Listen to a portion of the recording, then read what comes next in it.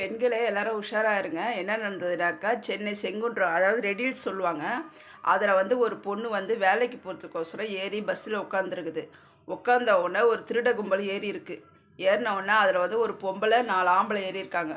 ஏறினோனே இந்த பொண்ண நைஸா வந்து இந்த பொம்பளைய போய் அந்த பொண்ணு பக்கத்தில உட்கார சொல்லி, பின்னாடி சீட்ல உட்கார சொல்லி, அது ஏதோ கட் பண்ணி செயின் எடுத்துட்டுக்குது. ஆனா நான் கேட்குறேன், என்னதான் நீங்க ஃபோனு காதுல ஹெட்ஃபோன் சொருகின்னு என்னதான் நீங்க உங்களுக்கு என்ன ஃபோன் என்ன அவ்வளோ இதுவா இருக்கு உங்களுக்கு? அந்த இதுல அந்த அம்மா கட் பண்ணி எடுக்கிறது கூட தெரியல.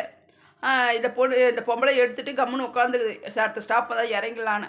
ஆனா அந்த தெய்வம் அந்த முருகனா என்னத்துல பாவம் அந்த பொண்ணுக்கு உடனே வந்து செயின காணோம்னு சொல்லிட்டு தேட சொல்லி உடனே கத்திருக்குது அந்த பொண்ணு. என் செயின காணோம் காணோம்னு. உடனே இவங்க என்ன பண்ணிருக்காங்க இறங்கறதுக்கு எஸ்கேப் பார்த்துக்கிறாங்க 5 பேரும். ஆனா என்ன தெரியுமா? 4 பேரும் ஓட்டானுங்க. அந்த பொம்பளை ஒண்டி மாட்டிக்கிச்சு. அந்த பொம்பளை கிட்ட தான் செயின் இருந்தது. ஆனா ஒரு பொம்பளை வந்து நம்ம கண் எதிரா அடி வாங்கும்போது கொஞ்சம் மனசு கஷ்டமா தான் அவங்க தப்பே பண்ணியிருந்தாலும் கொஞ்சம் மனசு கஷ்டமா தான் இருக்குது.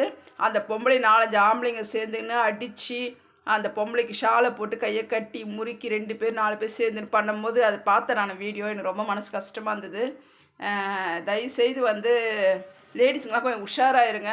திருடர்கள் பார்த்தாலும் நான் சொல்கிறேன், 1 கிராம் வாங்கிறதுக்கு மக்கள் எவ்வளோ கஷ்டப்படுறாங்க தெரியுமா?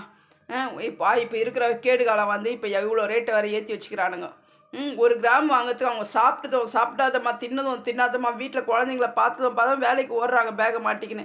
நீங்கள் என்னென்னா அசால்ட்டாக திருடின்னு போயிடுறீங்க. உழைச்சி சம்பாரிங்கப்பா யாராக இருந்தாலும். உழைச்சி சம்பாரிங்க, இல்லை எவ்வளோ தொழில் இருக்குது பண்ணி சம்பாரிங்க. அதுமாரி மற்றவங்க கழுத்துலேருந்து நகையெல்லாம் எடுக்காதீங்க தயவு செய்து. சரியா? அந்த பாவெல்லாம் உங்களை 7 ஜென்மத்துக்கும் வந்து சேரும். அவ்வளோதான். பிடிச்சிருக்கோம் லைக் போடுங்க.